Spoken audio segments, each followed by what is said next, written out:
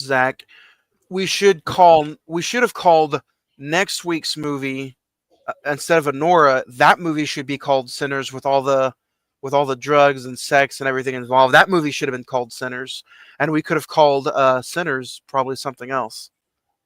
Mary. Mary, there you go. Mm. So, but yeah, Well, you bought the Criterion, so there must be a lot of sinners in that. So sinners, sinners, sinners everywhere we see.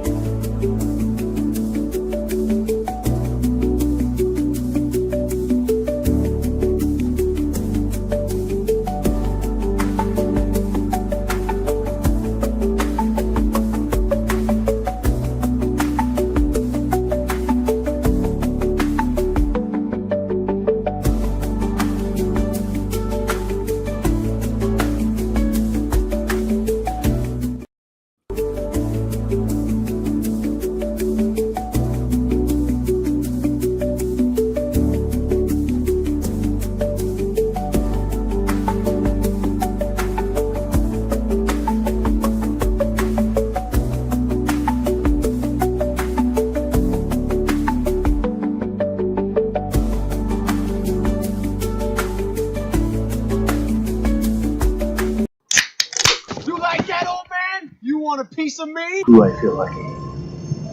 Well, do you, punk? Good morning, Vietnam! I love the smell of napalm in the morning. You're gonna need a bigger boat. I feel the need for speed. I wish I knew how to quit you. Love means never having to say you're sorry. You do? You'll shoot your eye out, kid. I am serious. And don't call me Shirley. There's no crying in baseball! This is wrong, bitch.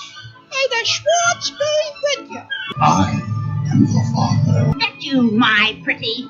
Take your stinking paws off me. May the force be with you. Here's Johnny. What up? Happy Tippy Top Tuesday, everybody. Welcome to another episode. Welcome to episode 346. Welcome to Sinners. You're listening to a new episode of the Cine-Men movie podcast. Zach, happy Tuesday. happy Tuesday to you, my friend. How's it going? It's wet. It's really wet. It's probably the wettest I've seen Oklahoma City in quite some time. It's been raining literally all day. I just turned my light on like an hour ago. I've been in the cold, dark room. Because me and these characters here in this vampire movie, we have a lot in common. We do have a lot in common. Yeah, we only come out at night. I'm very pale. But yeah. Oh, speaking of pale, speaking of vampires, Mr. ED, Ed, how are you doing? Definitely having a good day, man. Did a few pump tests. You know how it is. Pump it up. Hey. But Ed, we were just describing to the listeners or to the watchers, how wet it's been here recently in Oklahoma City. And I've been making it wetter with my pump test, bro. I'm telling you. So we are live here on Mr. Productions YouTube channel, April 29th, 2025. We are here to talk about Sinners. I can't wait to get into this conversation. I'm going to save that piece. No, guys, you can go ahead and say it. I think we all agree. We are all going to agree on this. I don't know, but a very, very good topic of conversation today. Cannot wait to get into it. If you did not join us last week, Zach, what did we talk about last week? Last week, hold on, let me get my notes because I have Alzheimer's. Last week we talked about A Time to Kill. Matthew McConaughey. No, we did not. Last week we talked about physical media. Oh, that's right. See, Alzheimer's. Ain't already going. We talked about all kinds of physical media. Now, new, old, black, white, colored, Blu-ray, HD, VHS, CDs, video games. Speaking of which, you just bought physical media today. What'd you get? We're talking about it next week, Anora, which you can also stream on Hulu. But speaking of, man, it was a fun episode. That was only part one. Part two is coming very, very soon. I cannot wait to get into that conversation again. Hopefully next time, Ed, you can join us talking about physical stuff. Because got that birth going. Yeah, but not only I'm going to save your thoughts for physical media, but I personally had a question about your physical media collection with the hard copy M&M CDs. So don't So, don't. well, no. Mainly, I am on two different physical copies. Video games, usually, or like you were saying. But just back here, I've got my entire collection of compact discs. Just over that way in the room, I have my entire collection of albums. And then directly So, behind you, you have your physical copy of purses. no, that's those are called lounge flies, and that is not my collection. That's the spouse's collection, my wife's collection. Um, but yeah, so I had some questions for you last week, but we'll save it for the part two. Other than that, guys, it has been a fun wet week. It's only Tuesday, and it feels like it's already like Friday. Yeah. Uh, Well, no, if that's the case, if today was Friday at this time, I'd be seeing Thunderbolts, which will be an episode here in 2 weeks. So 2 weeks, Thunderbolts. I can't wait. Yeah, going out at night is tiring, so I have a lot in common with these damn vampires, and we'll get to it a little bit later. But like I said, if you did not join us last week or any of the past weeks, we've had a fun conversation about physical media. 2 weeks ago, we talked all about All Right himself, Matthew McConaughey, again with our reconnaissance. Ed, if they want to listen to any of our episodes and find those links on the social media, how do they find the social media page? very easily. You've got a few different choices. You've got facebook.com/the Cine-Men Movie Podcast. That is TheCineMoviePodcast. That is Instagram /the Cine-Men Movie Podcast. That is X/Cinnamon405. Email at cinnamon921 at gmail.com. Go ahead and email us there. Leave a comment, leave any kind of thing that you want, whether you agree, disagree, whether you want a new episode or want a specific movie. We love to hear about it. Or if you want us to jump off of a bridge, or our accent isn't good enough for you, or just whatever it is, man, we love to hear from you. We love that stuff because it brings attention, man. Come on. Oh, come on. These listeners don't know what they're talking about. They wanted us to review Hocus Pocus one day. Hey, I was on train with that, We did talk about Hocus Pocus. Guys, can you just check this out? I went down memory lane, and 6 years ago this week, we talked about the opening weekend of Endgame. Mm-hmm. oh my god, wow. Episode 38. We are on 346. Look at that. Yeah. Wow. Opening weekend of Endgame was 6 years ago this week. Yep. That's crazy. And here we are talking about another Michael B. Jordan and Ryan Coogler movie. So, Yeah. Guys, before we get into the conversation of sinners, let's talk about some recent watches or recommendations.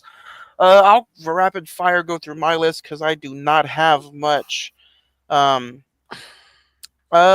week I checked out Warfare, Sinners twice, Reservoir Dogs, Pulp Fiction. I'm going on a Tarantino binge, and then I started the beloved Sopranos again for the fourth time yesterday.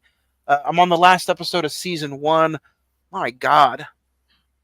Just the greatest TV show of all time. If you haven't checked it out, go check it out. It's on HBO Max. Zach, I cannot believe you haven't seen any of this. I know. I'm a terrible friend and co-podcaster. It's okay, me either. But go check it out. You guys have the Max. I physically went out and touched it and grabbed it. I needed to grasp it with my fingers. So firmly grasp it. But there's just a scene that's on right now that I wanted to tell Zach about it. Damn near spoiled it. And I was like, Zach, you have to watch this. But yeah, that's what I'm going through. Zach, what about you? What are you watching? Binging anything? Continuing The Last of Us. Rewatched The Accountant which is streaming on Max. Speaking of The Sopranos, went and saw The Accountant 2. Liked it. I thought it was actually a lot better than the first one, to be quite frank. Watch your mouth. Hey, go see for yourself, buddy. I'm gonna. This one, because apparently you got other things going on in your life, went and checked out Star Wars Episode 3, which will be an episode in 3 weeks' time, if my math is correct. Revenge of the Sith is celebrating 20 years. It's gonna be a fun conversation. We'll just say that. And then I kind of took a page out of you and Jay's book. I'm doing The Final Reckoning is Upon Us, and I'm going through the Mission Impossible movies. Watched 1, 2, 3, and Ghost Protocol. Those films, I don't think there's a bad film in that franchise, to be honest. I'm being honest. And the first 3 have 3 distinct directors: Brian De Palma, John Blue, and J.J. Abrams. Woo! And they're each their own film and own stories and own way of filmmaking. It's kind of interesting. So in other words, you're comparing it to the Cleveland Browns quarterback room right now. You may not get that. Just so you know, I think we just got 10 hate mails because of that. But anyway, and then Ghost Protocol. I think Ghost Protocol kind of sets the standard for what each new film we've gotten so far is kind of like, what insane stunt is Tom Cruise going to do next, almost. But they're all great films. They're all on Paramount Plus. I still have Rogue Nation, Fallout, and Dead Reckoning, I guess is what it's called now. And then Final Reckoning, which we will be reviewing June the 3rd. So what about you, Ed? Man, I have not been doing a bunch of movies, honestly. I haven't really been doing a bunch of TV. Yeah. It's funny. Scary Movie, the original one, Friday, the original Friday. Well, no, I went through Friday and Friday After Next. I'm sorry. You've been playing a lot of Minecraft, haven't you? No chicken jockeys over here, bro. No popcorn throw. I didn't even know what that was until I saw like the YouTube shorts of that. I'm just like, oh my god. Did you go see it yet, Zach? No, not yet. Oh, dude, it's a fun movie. You threw popcorn, didn't you? Yeah, asshole. Kind of. My son threw popcorn like hell. He did. Oh my god. Yeah. But it wasn't because of the chicken jockey. It was for other things. Yeah. It was just natural, Yeah. No, honestly, the most TV I've watched is Mania in the past 2 weeks, legitimately. And then Sinners went and seen it in theaters, and we'll get on that. But if I could say one word on that, intensity. Integrity. If you guys want to go find the best Mexican restaurant in the metro, go check out San Marcos Mexican Restaurant, located right here at 2301 Southwest 59th Street in Oklahoma City, Oklahoma. Give them a call. You can also get a to-go order, $5 house margaritas on Wednesdays. And don't forget to let them know that the Cine-Men Movie Podcast sent you for 10% off your entire purchase. Great food, but even better customer service. They treat you like family, like you're one of the boys, you're one of the members. You know what I mean? Go check them out. Let them know we sent you, and get full and have a good night. Hey, and ask Abel, Alex, or Eric about the quesabirria tacos. Oh, those are good. Quesabirria with man. Johnny, did you watch that trailer I sent you? The Smash I did. Machine? I don't know what to think about that. I think it looks good, and we're going to be reviewing it. They dressed up the Rocky. He looks just like one of the Safdie brothers. He does. So I'll just go ahead and predict that's probably going to be in your top 5 of the year. I'll just go ahead and say that. You think so? Oh yeah. I still have A24. What more do you need? Actually, I think it's about an MMA fighter. Yeah, UFC champion. Yeah. Anyway, y'all had Ronda Rousey and CM Punk and Brock Lesnar. I think Zach, I'm still waiting to see this girthy, the Brutalist over here. I still haven't seen it yet. I'm afraid to unwrap it because of the girth. Oh, it's pretty girthy. I'll say that. What is it? 3:45. 3 hours and 36 minutes. Oh my! Yeah. At least I have it in the comfort of my own home now, so I can just watch it. You sit down and watch the equivalent of like I think 5 Sopranos episodes, and that's The Brutalist essentially. Look, as at least it's not as long as the Watchmen, director's cut, dude. which is a great mythology here on the show. Oh my gosh. Oh, and for you, I'm sorry, I did forget this one. Watched Lord of the Rings Fellowship. For that Hell matter. yeah. Started to show my nephew, and he did not like the Urukai at all. Ugh. He was like, I thought you were about to say that he didn't like the movie. I was like, well, did you kick him out of the house or what? And nah, dude. It came down to where they started, yeah, he did not like any of the orcs or the ring wraiths at all, dude. He was out. He was done. Today we are talking about Sinners, which is available right now in theaters. If you have not went and seen it and you don't want this movie to be spoiled, go check it out. It's in theaters. We're at 16 minutes into the episode. Or you can just listen to it because honestly, the trailer gave away like 95% of everything. So you can go listen to us and then go check out a movie. But right now, that's what we're talking about. We're talking about Sinners. Currently had a 8.2 on IMDb, a 98% on Rotten Tomatoes, an 84% Meta, and then a 4.2 out of 5 on Letterboxd with an April 17th, 2025 release date. The budget was $90 million, and right now it's grossed a little over $169 million at the box office. Starring Miles Canton, Saul Williams, Jack O'Connell, Michael B. Jordan, Tenja Jackson, Yao, Sam Malone, Delroy Lindo, Michael B. Jordan, directed by Ryan Coogler. How dare you forget Haley Steinfeld? Oh, and Haley Steinfeld. For some reason, IMDb does not have her listed on the top billed cast. What? Yeah. Josh Allen probably had that pulled. Probably. So, yeah, you gotta go all the way down to almost where you gotta click the next button. Anyway, trying to leave their troubled lives behind, twin brothers return to their hometown to start again, only to discover that an even greater evil is waiting to welcome them back. Zach, we can start with you because I think I've seen this twice in the movie theater. So I liked it after my first watch. My second watch, I loved it. So we'll start with you. Yeah, that sums it up perfectly. I really liked it the first time. I had some nitpicks about it, but that's just because it was just where I was sitting. I didn't have a lot good volume, I guess you would say, volume range. Second time I saw it in IMAX again at the Warren and sat directly in the center of the theater. Loved it. I think to kind of my thesis on this is it was already a good movie, but on the second watch, it made it a great movie, in my opinion. So what about you, Ed? First time, I've only seen it once, but I've got to say, like,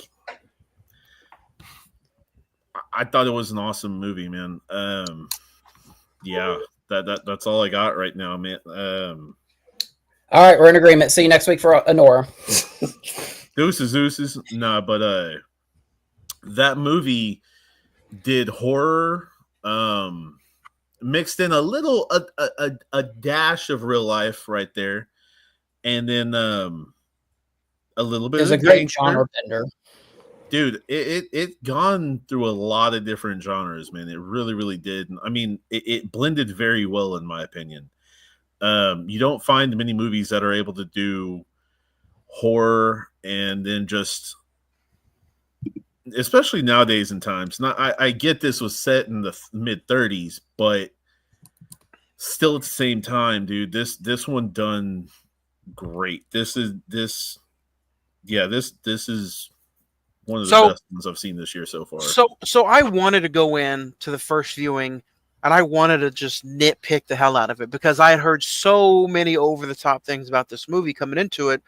And I was like, surely this movie can't be that good. But let me just sit back and watch it from just a regular fan's point of view.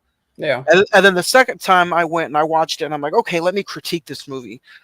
So the first time I was like, man, the only thing I had an issue with was I saw everything coming because I've seen the trailer.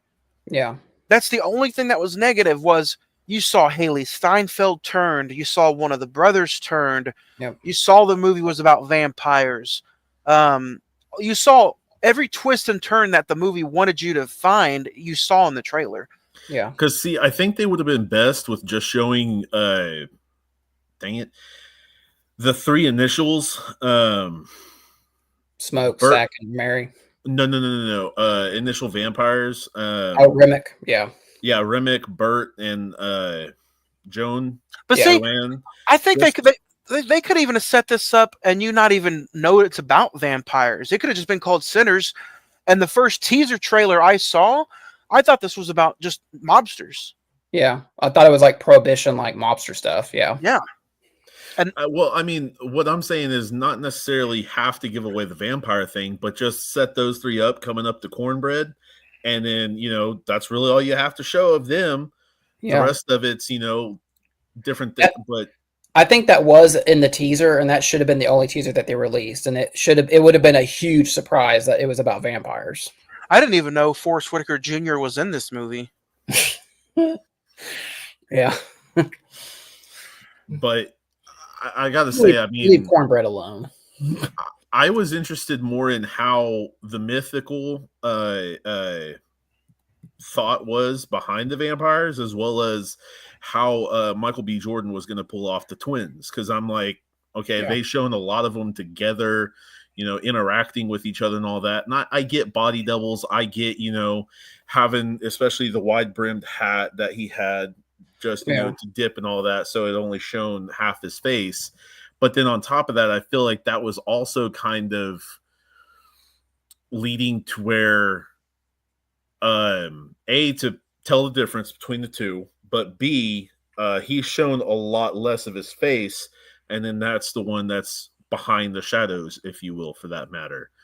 Well, the funny thing is, going into the movie, like, obviously we knew Michael B. Jordan was playing twins, but, like, how was I going to differentiate between them? The first time, it was the colors of their clothes. One was red, one was wearing red, the other one was wearing blue.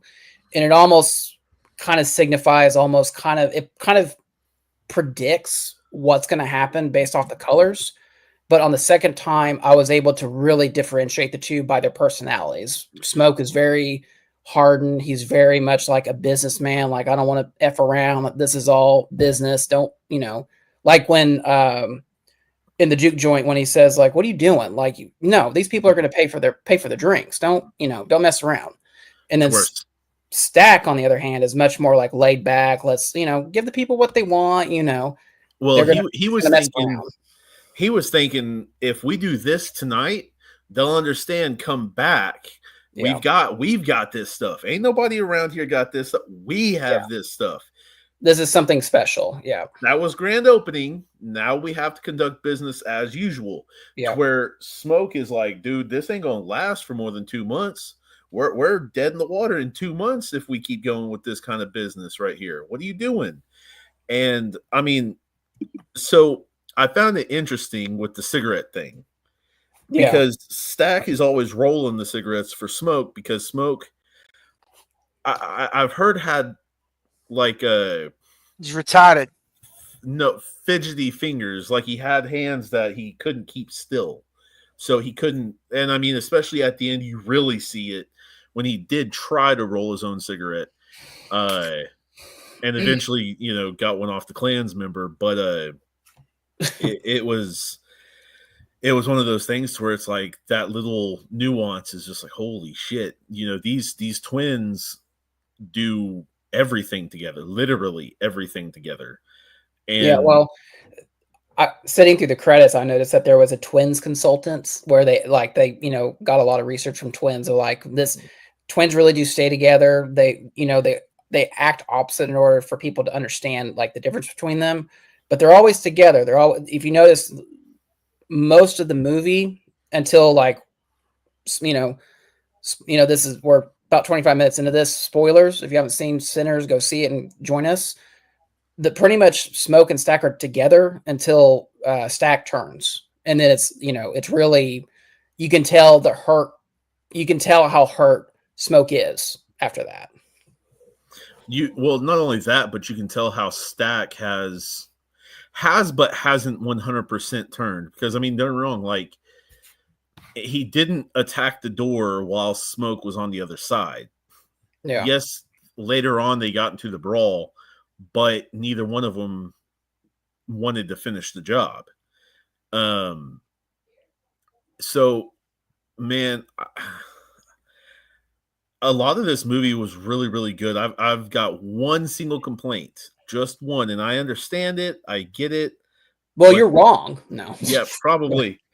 But I forget her name right now. But the wife of the shopkeeper, Oh, how Grace. she just Grace, that's it. Mhm. How she was like, "Come in, you all that," and I'm just like, bro, the one thing you didn't. She invited him in, but see, that's the one thing. That's looking at it from a parent standpoint, though. She would rather have them come in there than go actually search and go back and get her little girl. But my thing is she went and done all that to get herself burned up, and now her daughter has no mother and no father. It's so congratulations, you've got an orphan now. Which, by the way, it's a very disturbing yet beautiful scene where the both of them are just burning.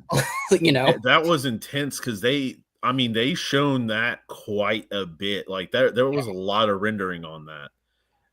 Johnny, I was gonna ask, like you said that the biggest complaint you had was, at least on the first viewing, that the trailer kind of gave everything away. On the second viewing, I don't know about you, but I couldn't find nothing wrong with this, honestly. On the second viewing, it was kind of hard finding something negative about this movie. I loved it so much more the second time because not only was the horror aspect good, it wasn't overdone. Not only was the blood and the gore good, it wasn't overdone. Mm-hmm. The score and the music made it feel like you were watching an old school vampire movie. It gave me old Joel Schumacher Lost Boy vibes with the score. I will say that was the one thing I didn't like about the whole movie, and I don't know if maybe that was just the theater I was in, but that score was honestly, it was a bit ridiculous on some of the pops. It was just loud enough to where you couldn't hear some of the stuff that they were saying behind it. And I get that that's, music kind of overtook the dialogue. But exactly, I get the whole thing of a score making a movie, especially with horror movies. I full on get that. We've talked about that many times on this podcast. To me, I feel like it did with this one. Well, no. That I'm not saying it. That's why I'm saying I don't know if it was just the theater I went to, because I went to the Midwest City one and all that, but it could have just been the theater I was in.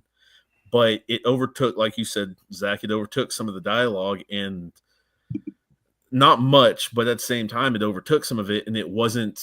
It was just kind of unpleasant because, don't get me wrong, like, I have loud noises going on around me all the damn time, especially at work. I used to play, in an orchestra, so I understand loudness, but geez, man, the crescendos were off the charts for almost no reason. Like I said, I think I would have tried to get my money back because I didn't have that problem at all in the theater I was in. Gotcha. No, I hate to disagree with you, Ed, but I thought the music was on point, whether it be the score or the songs that they do. I at times I truly thought I was watching kind of like a weird like blues documentary about that time, just how much like music, like how much that music from that time, quote unquote, influence today, because that sequence where Sammy does his solo and it says, Annie says music has the ability to bring back presence from the past, future, and present, and it does like this kind of tracking shot through the juke, and it's like different aspects of music from today and in the past. That's one of the best sequences I've seen in a film in a long, long time. Don't get me wrong, with that one specifically, that was okay. So and like I said, it probably is the theater I went to because they may have jacked the treble up way or something like that, but it was just like that was just so overwhelmingly and it was just like it wasn't enjoyable. And like I get the thing of it's supposed to be overwhelming because there's 8 different things going on. You've got rap, you've got rock, you've got blues, you've got the more LA primitive yeah. I thought it was cool to have the cholos there going. I thought it was cool to have like whether Crips or Bloods doing their thing, and then having the old time gangsters do their thing, and then having more traditional tribal African dancing and all that stuff. Like that was like it was insanely cool. But the music level, like I said, I think it was just the theater, but the music was at like a 13 when it could have been at like an 8 and been so much better. And that, like I said, it might have been just the theater, but my experience with that kind of sucked because it was just it was like a weighted blanket over you. It wasn't enjoyable to the point where it was just like, okay, this is and maybe, like I said, maybe it was just me. Maybe I was positioned weird. I want to throw know. out a lot of positives to this movie, and we can talk about them one by one if you want. Ed, it sounds like you were suffocated by the sound, the way that baby was suffocated by that tit at the end of the movie. I mean, dude, that was cool. That was a great scene right there. Just to see him and that moment of peace, for that matter. The funny thing is, on the first time I saw that, I agree. I totally agree with you. The end sequence where Smoke kind of takes out the clan and like has his like moment of death. When he sees Annie and the baby, I thought the first time I saw it, I thought she was pregnant and that's their unborn child. But on the rewatch, I saw, that was their child that died, at some point. Yep. So, it seemed like that's probably what drove the twins away. Maybe for Smoke's reason, not Stack's reason, but Smoke definitely got driven away by that. 100%. Zach was like, at his first watch, he was like, "Dang, she's pregnant from just that one hit." I mean, you never know. Got some swimmers in there, But I will say I do like the tone of how this movie sets from, all joking aside, how the first hour and a half just feels like a completely different movie compared to the last 45 minutes. That last 45 minutes is just a head ball to the wall, straight horror movie. Reminded me a lot of From Dusk Till Dawn. Yeah. I mean, it really did. I mean, if you're going to compare this movie to anything, I mean, I think that's the biggest influence of this is From Dusk Till Dawn. Coogler said that other films include like The Thing and a lot of John Carpenter movies, The Thing and Assault on Precinct 13. It was those are influences as well. Interesting. I didn't feel any kind of Assault on Precinct 13, but I did feel some, maybe like The Thing, and then I did feel for sure From Dusk Till Dawn. Yeah. Mm-hmm. Yeah, 100%. Because don't get me wrong, especially how what'd you say, Remick, yeah. Remick, how his character was done, dude. He was such a good character, good actor for this role. Yeah, he really was, and I don't think they could have chosen someone better for that. I think Jack O'Connell did an incredible job of balancing the evil, but also kind of like the mysterious. I don't want to say the sweetness of him, but just kind of like the innocence of him. I was just like, dude, I just want to come in, just play some music. I think a lot of his was wanting the community because a lot of his songs talked like, or family maybe. A lot of his songs talked more about, if I'm not mistaken, how he wasn't really brought in or wasn't given that great of a childhood or a life, with his parents and all that. I mean, How maybe, he's literally trying to bring the community that he's like lost back with these Mhm. people. So, and I think Ryan Coogler, I think he's such a, not only is he just a talented filmmaker, he just knows how to make movies, and his writing and direction of this is just off the charts. I mean, I don't think there's not a wasted scene. I think everything, I try, like, how we are. We always say, like, how can we get this down to 2 hours or whatever? Mhm. There's not a wasted scene, and everything is connected so perfectly. Like, yeah, because I mean, oh man, I gotta say, I love the scene when Stack and Sammy are driving, and He just sings for the them first two, time. and he Yeah. sings for the dude. Because I mean that the way his voice went from like a regular to it was just like, oh shit. That was Stack that was a like, real reaction from Michael B. Jordan. Like, he hadn't heard Miles Catton sing, and then when he started singing, that was like a real reaction from him.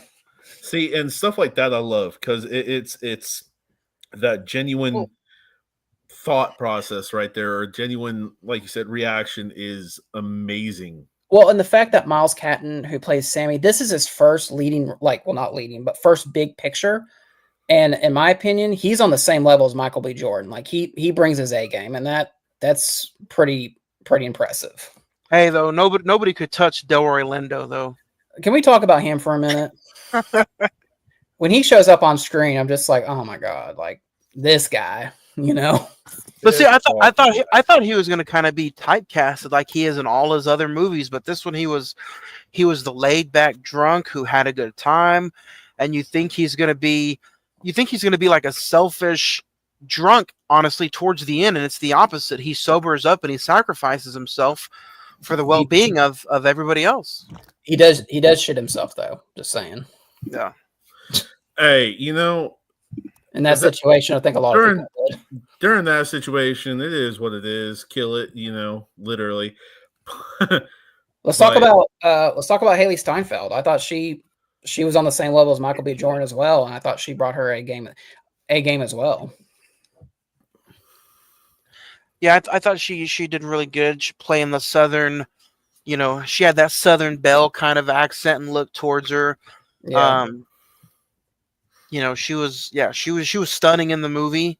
I kind of feel like, and then going all the way towards like the post-credit scene, it's like, man, it's when's the last time she's done something this kind of magnitude, other than Hawkeye? And I don't really count Hawkeye. Like the last movie she was in? Is that what you're asking?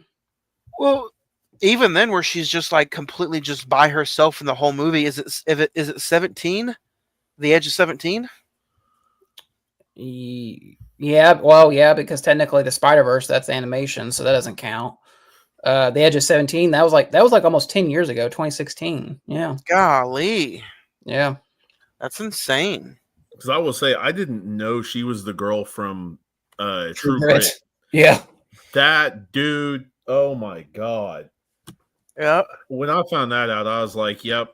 I mean, okay, she's done a lot better. She was a hell of a lot better than this, but I hope this movie kind of puts her back on the map in a re-presentation of everybody towards Hollywood, because I think she is somebody who could take, like, a role like maybe we just got done seeing. Maybe I'm not even going to compare her to like a Nora. I haven't seen that movie yet, but maybe she does something on the lines of being in a Brad Pitt movie or something, to where she just completely, gets pushed on again to everybody. Because again, like, I don't really count Hawkeye. I mean, I know it's true. She could always be reintroduced somewhat in the MCU, right? Like, she could be in she could be in Thunderbolts for all we know.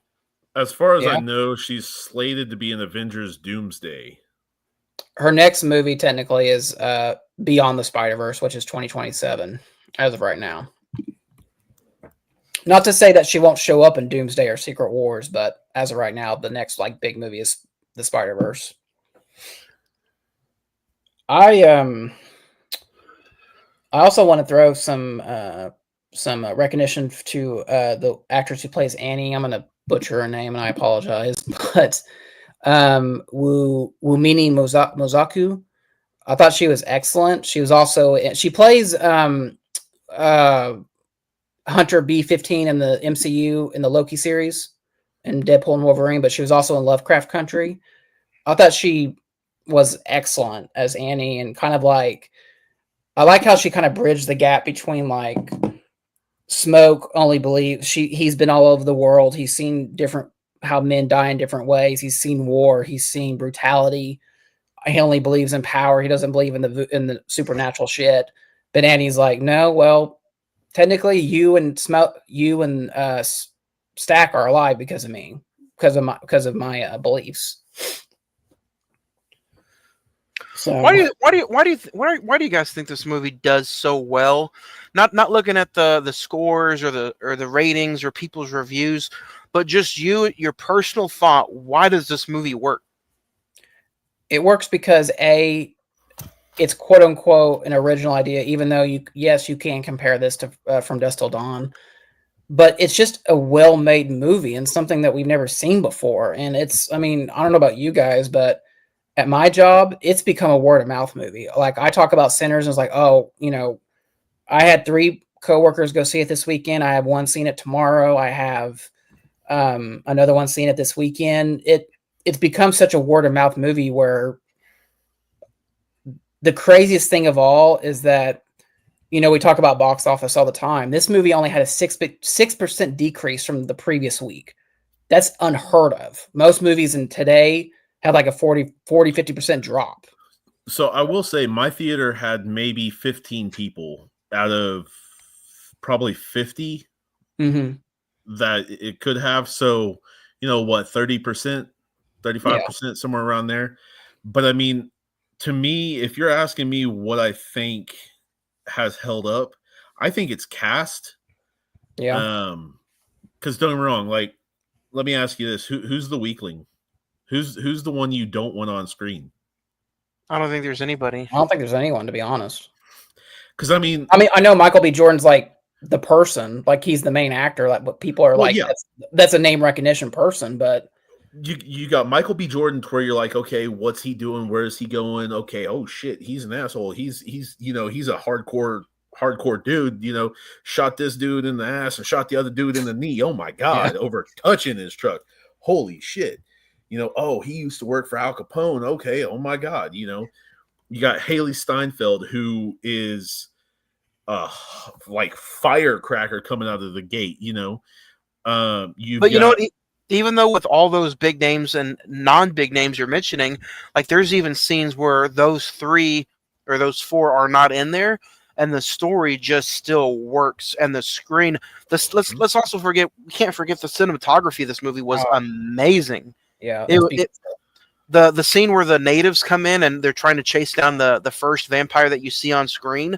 That scene with the sunset, and then when you go in that cabin and you see the wife looking at her husband laying down, that scene right there is just pretty dark and gruesome, and you kind of get like a fear for everything. I will say, like in when they're going around and Remick is singing, and he's doing his jig in there, and they're going around.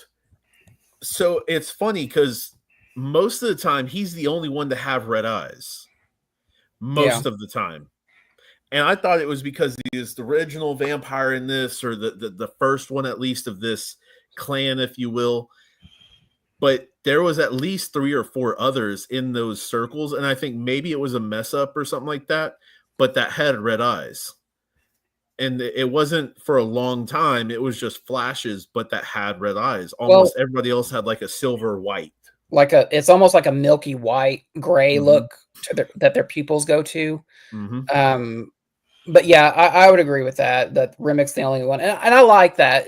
He's like, you can just based off that characteristic, the red eyes, it's like that's the ringleader of this group.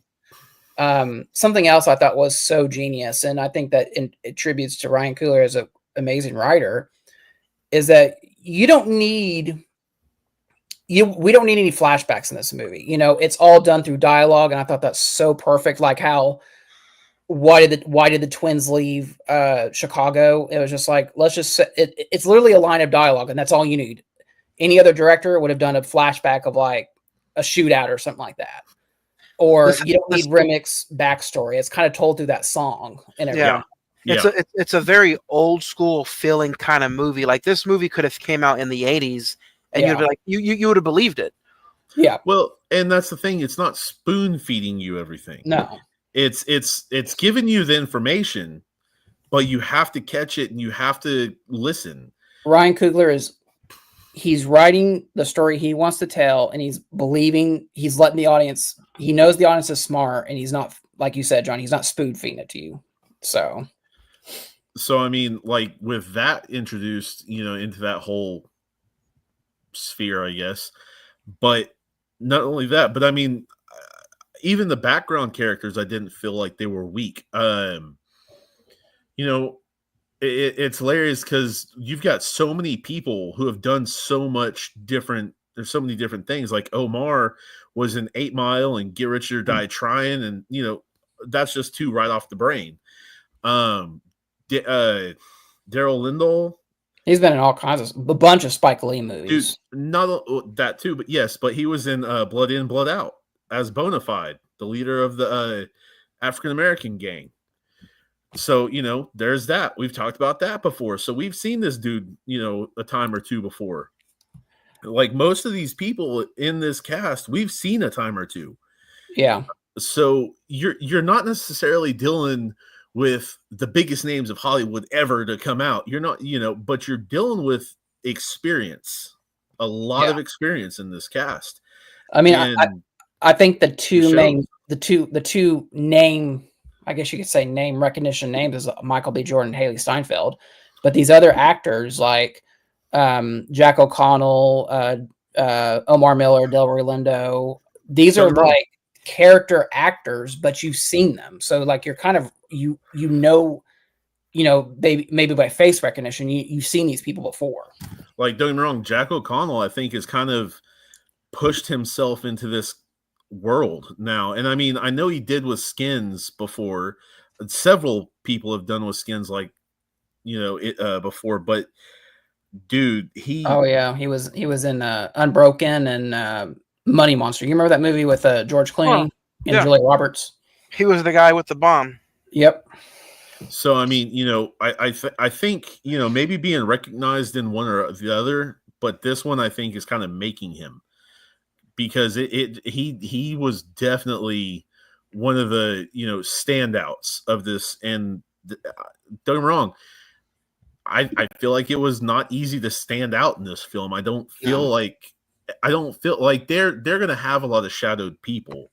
Yeah. But a lot of the shadowed people weren't people that you needed to be, out in the limelight, to where, like Bert here and there talking and, whatever have you, just little piece lines, that was enough. You knew his character was there, so I mean, Grace, with the small bit of stuff she did and how she interacted with the brothers and, then with the vampires and all that, you knew she was there at the end of the day. So there's a ton of stuff that sticks out, and just little stuff that hits everywhere.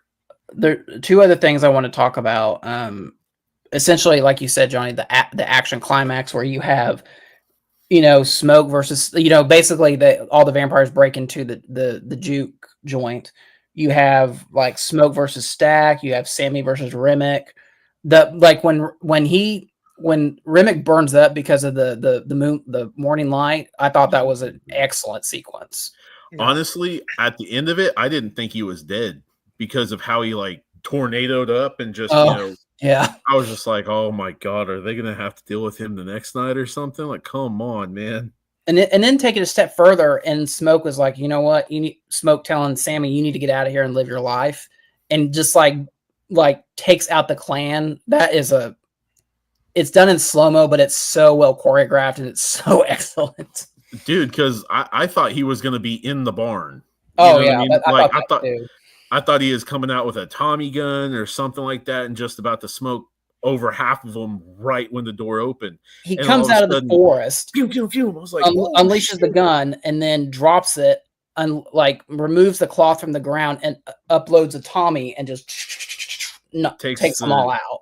Oh my god, that was brilliant right there. And I mean, it showed some of his military strategic, understanding right there versus unprepared.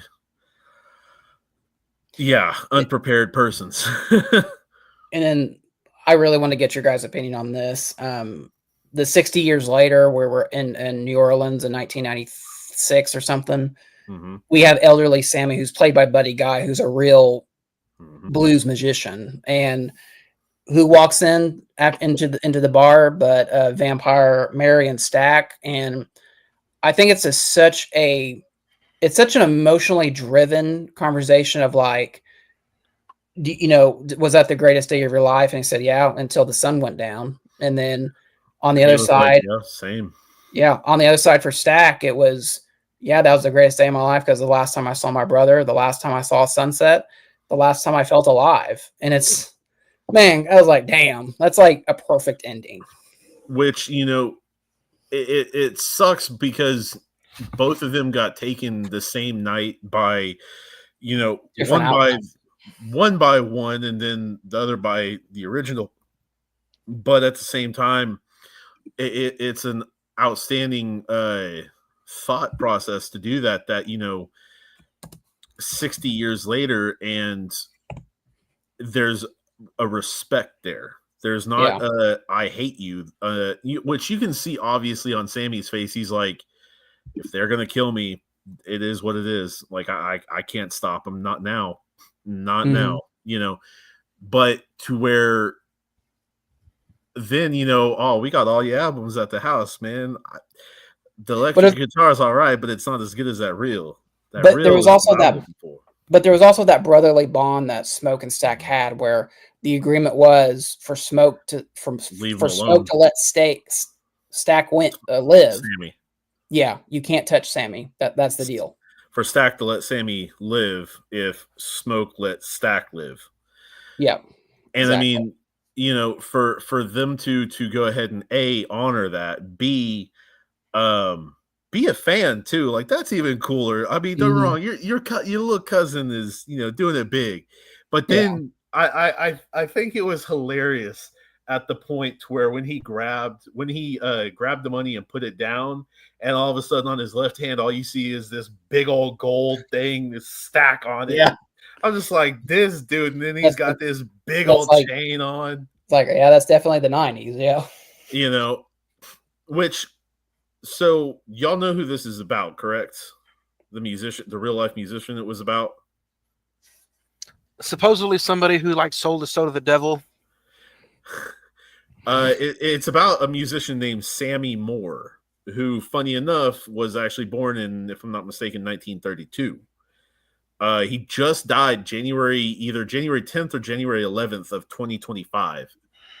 That little Sammy was, based around, as well as his father was Jedediah Moore. A lot of it is very, very on with the real life Sammy Moore's story. Maybe not all the vampire stuff, and definitely wasn't like 18 or 16 or whatever in 38. But with some exaggerations, the man passed away this year at the age of 89. So he did quite a bit. And yeah, I also like just kind of like and I guess if you end on this, where Stack sits down next to old elderly Sammy, and he kind of smells him like, oh yeah, you don't have much longer. And it's just like, do you want me to save you? I can give you immortality. You can, do this for your rest. You can do this forever. You can play the world. And he's like, nah, I'm done. I've seen enough of this world. Which that was, oh my god. Which this movie's funny. It's like you wouldn't think it would be, but there's a lot of kind of dark humor to it. Oh no, 100%. It's got some chops when it needs some chops, all the way around. If you guys were gonna get bit and live forever, where would you want them to bite you? Neck. I mean, that would be the easiest. Probably where Haley got bit, probably like on the shoulder blade, like no one can see it. I would say take my wrist. Which that was a cool scene where smoke comes in and sees Mary killing Stack, and like he like unloads on her. It's just like, nah, that ain't gonna stop me. Well, I mean, don't wrong. It put her down for a second. It put her down, but she just got up and like, nah, we gotta kill all of y'all. You have no idea. Man, if he had some 10 millimeters in there, it'd have been over. No, But no, I really tried to think about this throughout, like since the last time I saw it. Is there any negatives about this movie? And I can't find one, honestly. I will just say that the bar burning down, I was confused about for a little while, especially when he started singing. I was just like, why are they showing? And then when she threw when she started playing with the oh my gosh, what's it called? The little firebomb, that I was just like, oh, never mind. Know what that's about now. Yep. Damn it. I was like, okay. There was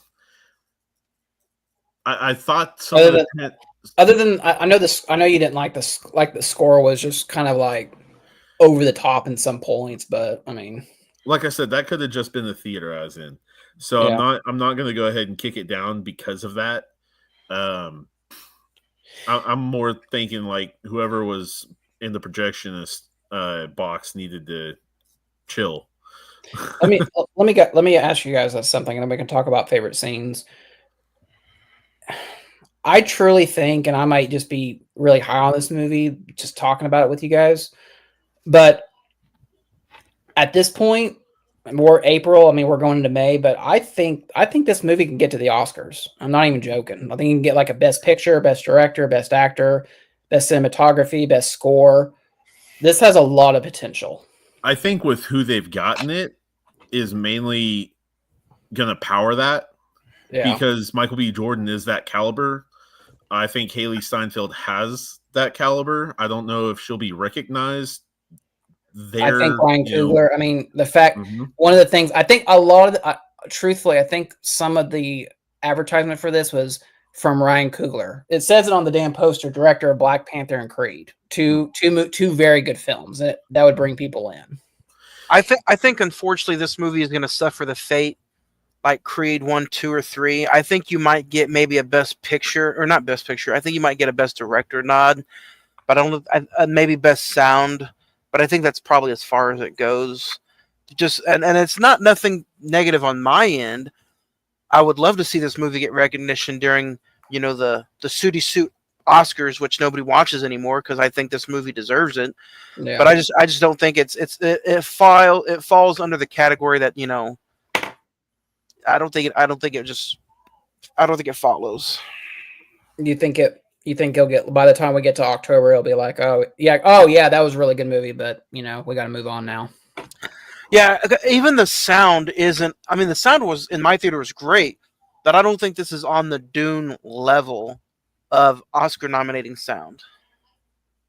I think the score and the music is, but the sound in certain parts it really works. But it's not. There's no negative aspect where I was like, oh well, we probably could have worked on that a little bit more. No. Yeah. So, speaking of favorite scene, Zach, I want to say the whole 2 hours and 17 minutes, but if I had to get it down to a certain moment, the juke joint scene where Sammy does a solo and it's like a tracking shot through the place. At the very end where Sammy and Mary visit elderly Sammy, and just on another point that's different is probably when when Stack turns and he's like looking through the doors like, dude, you all right? It's like, dude, let me out. I'm good, man. Come on, let me go. Zach, I thought that was very good. So you're not a big sex scene in movies kind of guy. Yeah. Let me ask you this: this movie could have been trimmed down 7 minutes if the 3 sex scenes were not in this. I know you said every scene is needed, and I feel like 2 out of the 3 are needed. But do you think those 3 could have been cut? Well, considering what we're going to be talking about next week, this is very tamed. And that's kind of what I mean, was leading into. No, I think it. I'm not going to say it was necessary, but I get why it's in the film, kind of just to kind of set those relationships up. You have Smoke and Annie and Stack and Mary. Those are kind of your two main relationships. What about the one with Sammy? I feel like the Sammy one, was that really needed? The Sammy That one, was I the feel one like I think you could have cut. could have been just at the door. Like he just listened to like he was about to go in and listened at the door and was like, "Oh." Or you could show know. Sammy going into the door and it closes, and and Exactly. then you have a Stack come to the door. It's like, all right, get it, you just by association. Because don't get me wrong, you could have even cut the Smoke one, but the one you can't cut is the Stack one because that's when he dies and when he gets turned. Yeah, that's the one you cannot cut. I mean, the relationship between Smoke and all that, like you can cut that one. Yeah, but it is what it is on that. Like but that shows like the past relationship that they have and the bond that they share. I think that you can't really cut that one.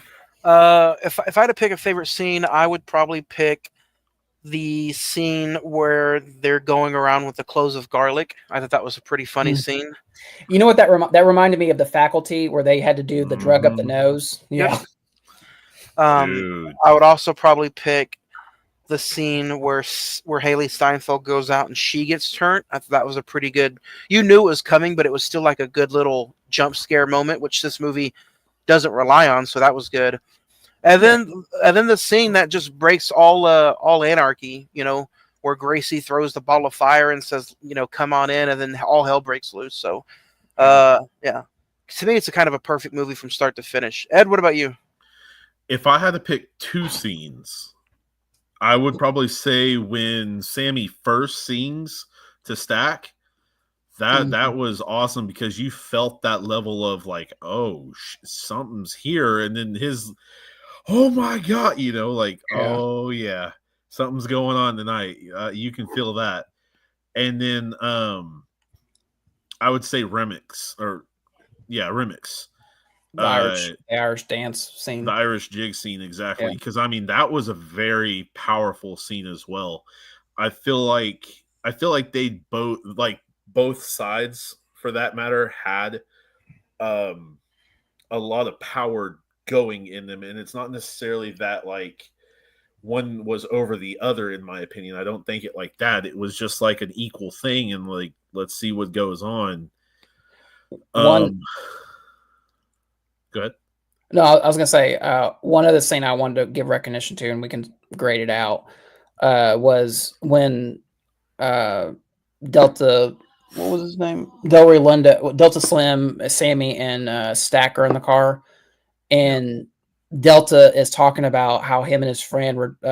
They got it was like his story without flashback, and Coogler does a very interesting thing where he Delroy Lindo is doing the dialogue, but the story is told through sound. Where like when his friend gets attacked, you can hear like the mob in the background, and then you hear like when he gets like hanged, you can hear the rope stretch. I thought that was I'd never seen that before in a film. I thought that was really well done. You could hear the choking in the background, and it was like it was graphic as far as. And you didn't need to show anything. I thought that was the dialogue and the way the Delroy Lindo's performances, you didn't need to show it. It was so on the point and well done. And then the final scene for Smoke, whenever he was looking over and they exchanged the baby and all that. That was a very touching moment because it made you realize like this is a hardened businessman, but at the same time, like in the right lights, he can be a very soft person too. So that was kind of cool. I like how the clan member was just like, "Dude, you all right?" And then he gets like filled with bullets the next minute. No, it's not even that. No, that was right after he gave him the cigarette. No, Yeah. that's right. Because she told him to take that cigarette away. She doesn't want smoke to be smoke smell. Which is a good play on words. I don't want smoke on you, which is kind of like, wow, that's kind of Well, ironic not symbolism. only that, but if you realize Mary and the why do I have such a hard name? Stack. A hard time. No. Both the girls call them by their actual names. Yeah, Elias and Elijah and Elias. Yeah, Elias. They don't call them. Well, they call them Smoke and Stack, but they know their real names. You know, and those are the only two, if I'm not mistaken, that use those names. Yep. But you're right. Yeah. You're right, because all the other characters call them by Smoke and Stack. But yeah, just get lit up by a 30-round mag. I was just like, oh shit. Like, well, you want to star rating this sucker? Yeah, I'm gonna go with a 5. I really like this movie. I gave it a 4 after my first watch, and then the second watch, I was just like, you know what, this is just perfect from beginning to end. I didn't have one single negative thing to pick about, so I'm gonna give it a 5. Yep. Zach? 5 out of 5 for me. I think this is not only the best movie of the year. It's going to be really hard to beat this. I'm going to be completely honest. I had 2 back-to-back 5 watches. I watched Warfare. You had Warfare and Companion, right? Yeah, well, I had Warfare, Companion, and then Sinners back-to-back. So I had a pretty good little week. Your top 5 is already filling up. But no, for me, this is my favorite movie of the year. Everything about it is so on point. It's so original, and it's something that we never get anymore, especially in this business. Michael B. Jordan, Haley Steinfeld, Delroy Lindo, Jack O'Connell. The whole damn cast is excellent. Cinematography, score, music.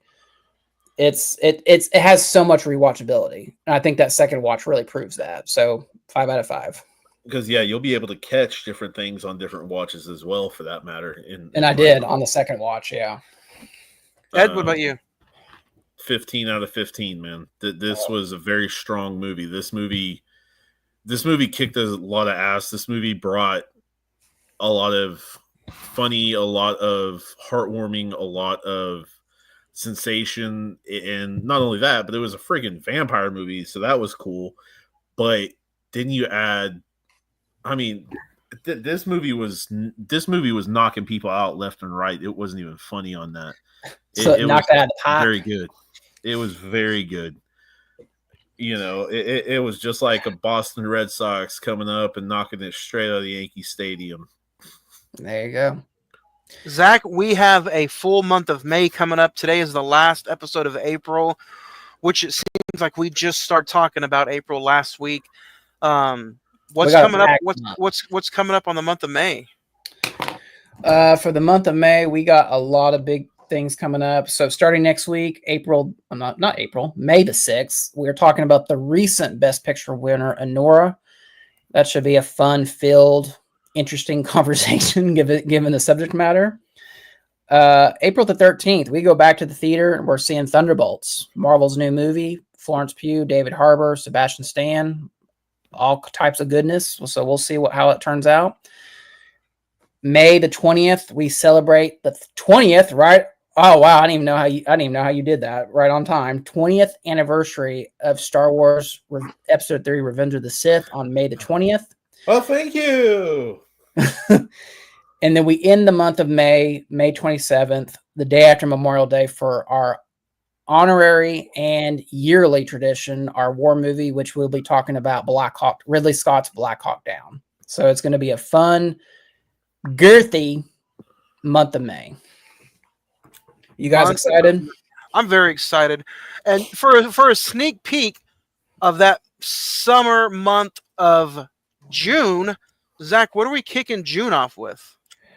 June, Ed, get excited. We're talking about Tom Cruise and Mission Impossible: The Final Reckoning. So yeah, we got a lot planned for the summer month. July is going to be packed. Just let you know beforehand. So every Twilight, every episode of July is a brand new movie in the theater. almost. Yeah. Other we got than Jurassic World, we got Superman, we got Fantastic Four, we got all kinds of goodness. Happy Gilmore 2. I don't know about that, but yeah. Oh, it's happening. I know it's happening. Honestly, out of those 4 movies you named for the month of May, what is the one that you guys are just looking forward to a conversation about? The 20th. Star Wars. I'm looking forward to Black Hawk Down. I think that's going to be an interesting conversation. I'm looking.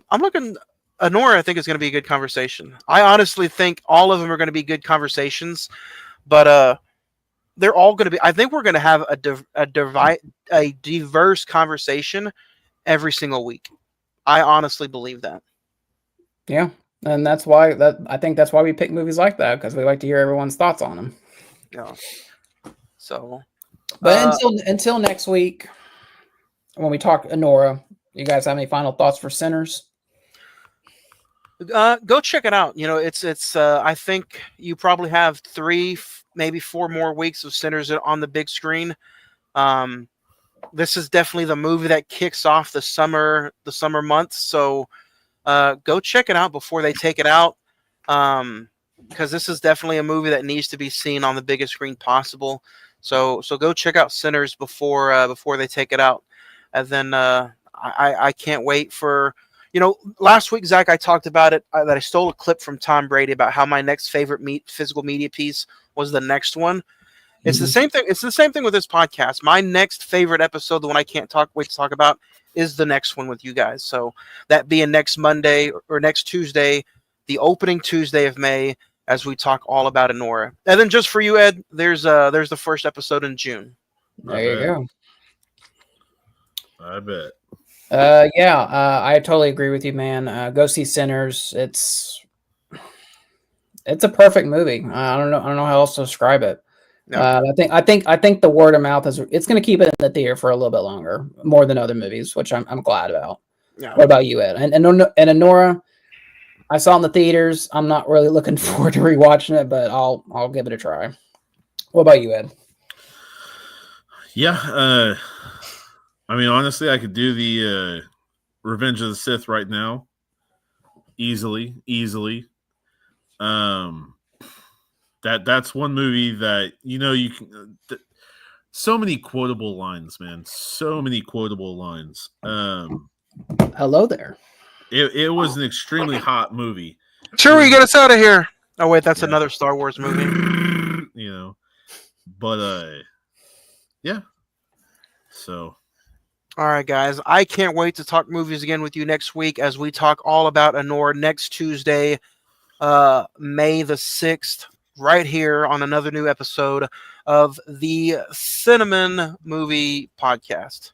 Yay.